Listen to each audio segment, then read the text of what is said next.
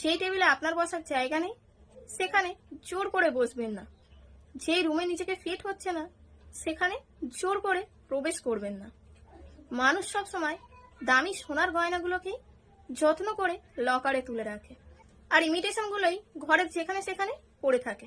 আপনার কাছেও সবচেয়ে দামি জিনিস হলো আপনার সম্মান।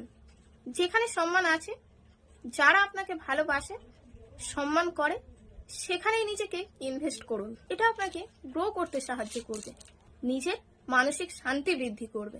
এই পৃথিবীতে হাজারো রকমের লোক আছে। কিছু মানুষ আপনাকে পছন্দ করবে, আবার কিছু মানুষ পছন্দ করবে না।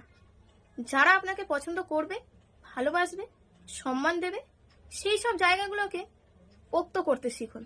ভুল জায়গাতে সময় নষ্ট করবেন না।